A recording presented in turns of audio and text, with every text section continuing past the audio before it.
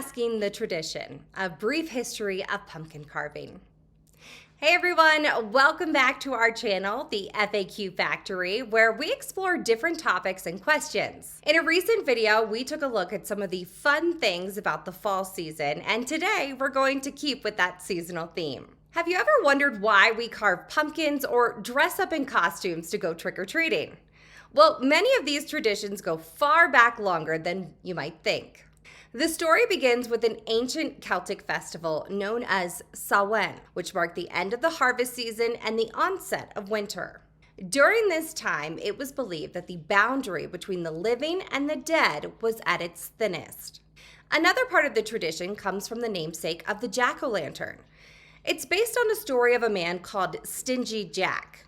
There are many versions of this story, but basically they all say he was a grumpy, mean, stingy, unwholesome, and mischievous man. Stingy Jack played tricks on his neighbors, family, and friends, and eventually tried to trick the devil himself. Jack found himself about to die, and when the devil came for his soul, he tricked him into giving him several more years of life. Jack did this not once, but twice, and the devil was livid.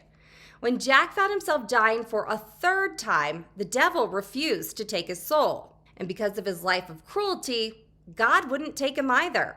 So Jack was condemned to roam the earth, stuck in an earthly purgatory. The devil did give Jack one gift, which was a glowing ember of fire. Jack put this into a hollowed out turnip, which he used as a lantern as he wandered the earth for eternity. Stingy Jack became known as Jack of the Lantern and eventually Jack-o'-lantern. As with many myth and legend stories, Jack's story helped to explain the phenomenon of flickering lights sometimes observed over marshes at night. The lights became attributed to Jack's lantern shining as he roamed the earth. People in Ireland began to create their own jack-o'-lanterns as far back as the 17th century. To protect themselves from Jack and malevolent spirits, they carved grotesque faces into turnips and other root vegetables. These eerie creations were then placed outside their homes. Unlike the somewhat cute faces we see on pumpkins today, these turnip faces were primitive but truly grotesque and frightening. The ancient Irish Celts celebrated traditions rooted in nature, and the fall festival of Samhain was one such occasion. Because of their belief that on this particular night, spirits could more easily rise again, they carved the vegetables to scare the evil spirits away during this time. In the 19th century, Irish immigrants brought this ancient tradition with them to America. Upon arriving, they discovered that pumpkins, native to North America, were far easier to carve than the dense turnips they used back home. The festival of Samhain and pumpkin carving morphed with other traditions into Halloween. As Halloween gained popularity, so did the art of pumpkin carving.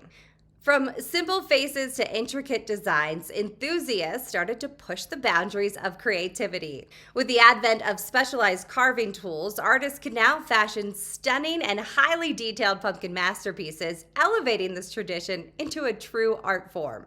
Today, pumpkin carving stands as a cornerstone of Halloween celebrations worldwide. Families come together to craft their own unique designs, ranging from eerie faces to beloved pop culture icons. Beyond mere decoration, pumpkin carving has also sparked contests, festivals, and even a time for charity and fundraisers.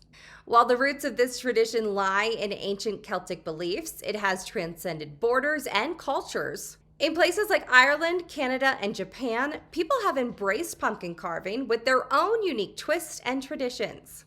So there you have a brief lesson into the history of pumpkin carving. Have you ever tried to carve a turnip? I think the pumpkins are a far better choice. Anyway, thanks for watching, and if you enjoyed this video, don't forget to hit that like button and subscribe for more in-depth explorations. Feel free to share your pumpkin carving advice in the comments too, and as always, keep questioning.